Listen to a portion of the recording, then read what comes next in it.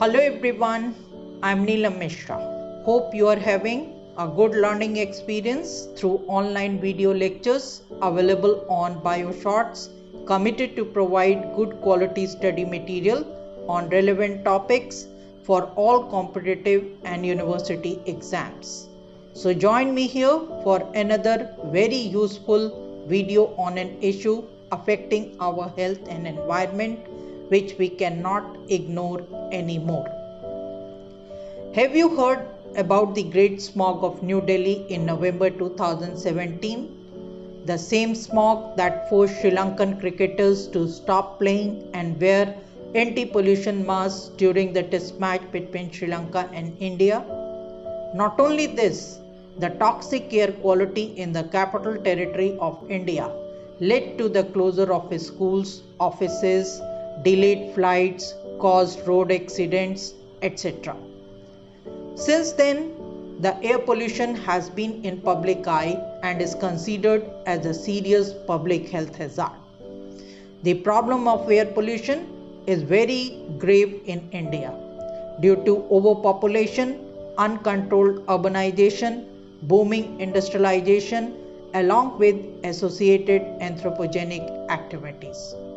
According to WHO, more than 80% of the world's population is exposed to polluted air, causing an estimated 7 million premature deaths every year.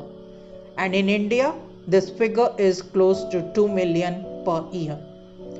While many Indian cities dominate the list of worst polluted cities in the world, Delhi has become the symbol of urban pollution. The level of air pollution in National Capital Region is further elevated in winter season every year due to burning of stubble after their harvest by millions of farmers in adjoining states like Punjab and Haryana. 21 cities of India are among the top 30 most polluted cities globally. So without any doubt, anthropogenic air pollution is now the major environmental risk to global public health and climate change crisis.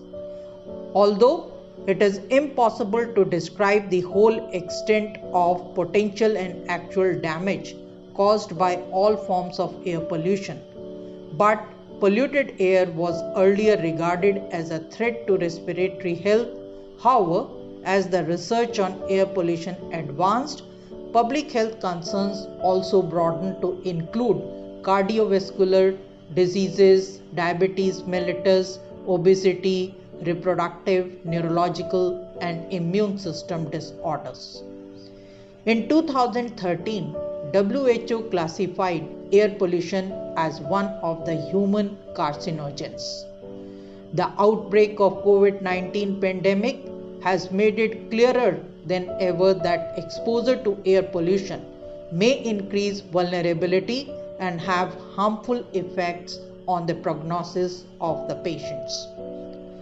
This introduction is a good reason for me to make you aware about this very familiar and equally critical problem of air pollution.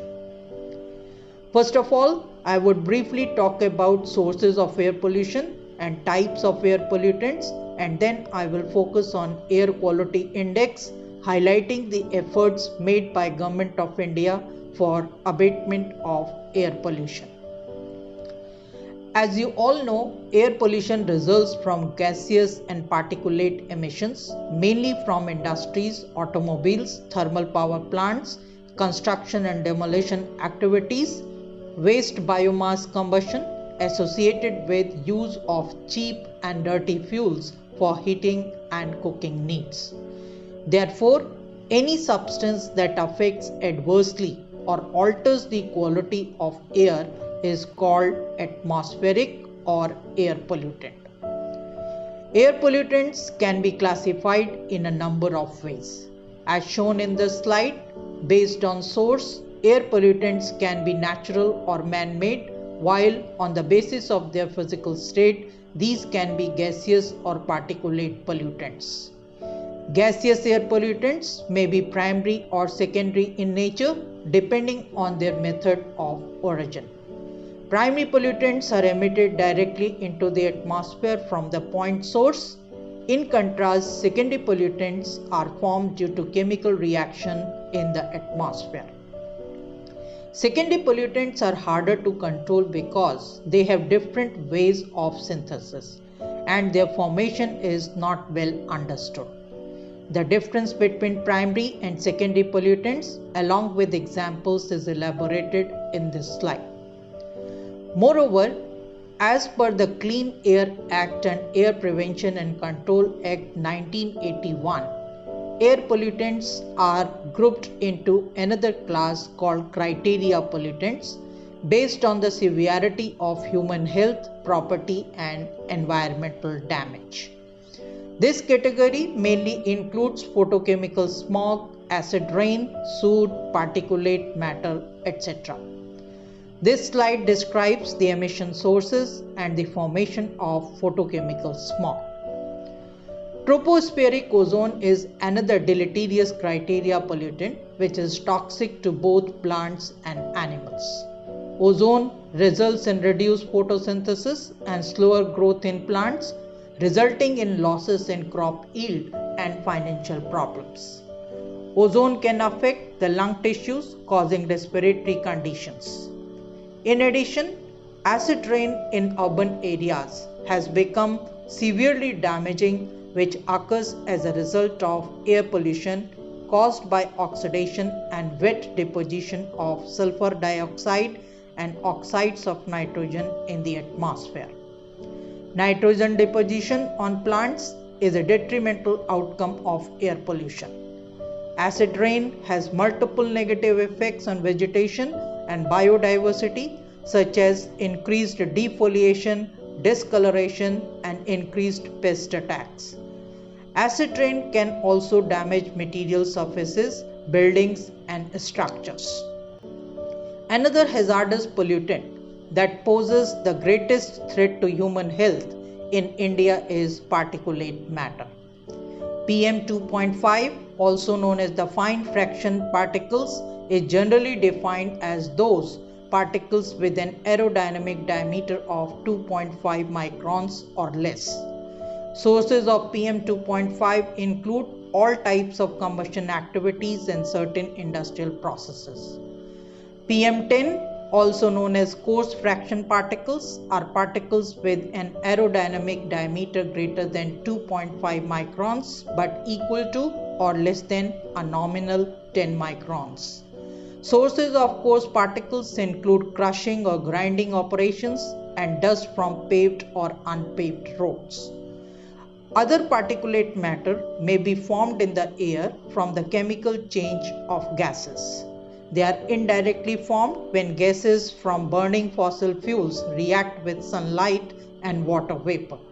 Besides affecting human health, particulate matter in the atmosphere can either absorb or scatter sunlight, creating haze and reducing light reaching to the Earth's surface.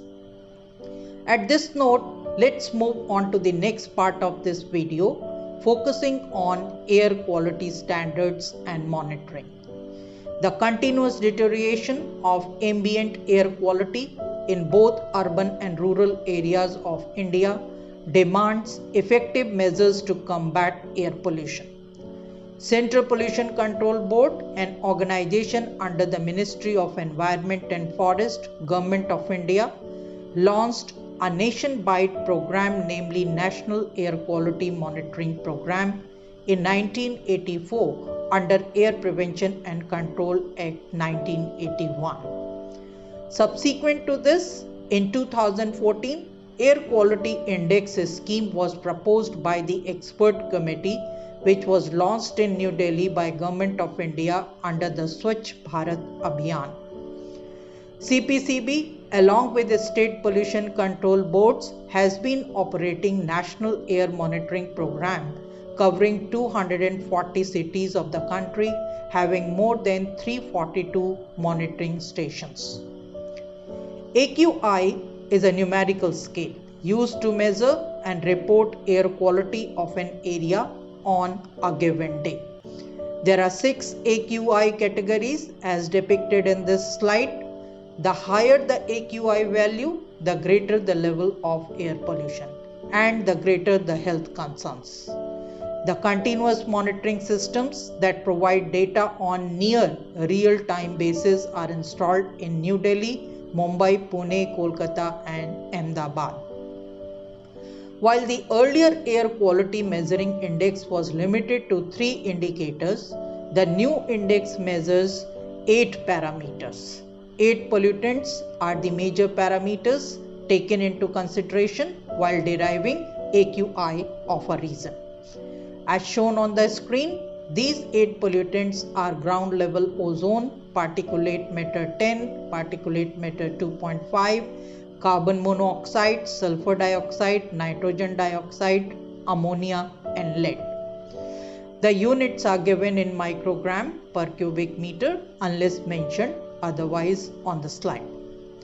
The acceptable threshold level of air pollutants in terms of its potential impacts on health and environment is defined as the ambient air quality standards.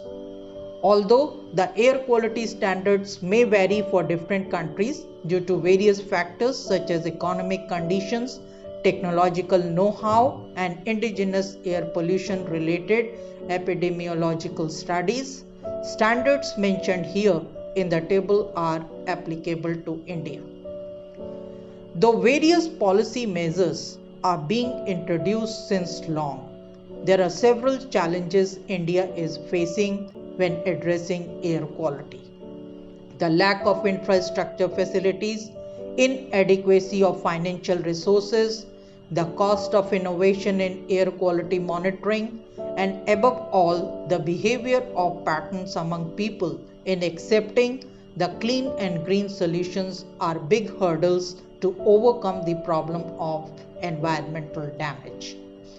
In January 2019, National Clean Air Program was launched to tackle the problem of air pollution in a comprehensive manner with a target to achieve 20 to 30% reduction in PM10 and PM2.5 concentration by 2024, keeping 2017 as the base year. To accomplish this, India has migrated to BS6 standards quality petrol and diesel vehicles. In addition, Government of India is extensively promoting the use of electric vehicles. I would like to conclude by emphasizing the need to make efforts to improve air quality and protect human health. The efforts have been further strengthened by adding the right to breathe clean air in 2019 at the 40th session of Human Rights Conference. The United Nations General Assembly at the 74th session has also designated September 7 as International Day of Clean Air for Blue Skies, facilitated by UN Environment Programme. The day raises awareness about air pollution and its impact on health and environment and facilitates action to improve air quality. The theme for the first ever International Day celebrated in the year 2020 was Clean Air for All. The theme for this year's celebration 2021 was Healthy Air, Healthy Planet. The Government of India launched a portal, PRANA portal for regulation of air pollution in non-attainment cities for the abatement of air pollution in 132 cities on this occasion to track the progress of National Clean Air Program. The first smog tower has been installed at Anand Vihar ISBT, which is the pollution hotspot. Smog Tower has been constructed by Tata Projects Limited with the technical support from IIT Mumbai and Delhi. NBCC India has been appointed as the project management consultant for this operation. So that's all on air quality monitoring from me in this video. It is necessary to understand that the cost of air pollution reduction is always much lower than the cost of human life. The national government has to prioritize and invest in the establishment and operation of air quality improvement technologies. It is a solvable problem. Many countries have improved their air quality. We just have to be mindful and responsible for our environment. If you have any suggestion or question related to the topic, please feel free or write in the comment box. I will do my best to answer your query. Thank you for your time and attention. Keep watching BioShorts for more insightful videos. Be environment friendly to stay healthy. Thank you.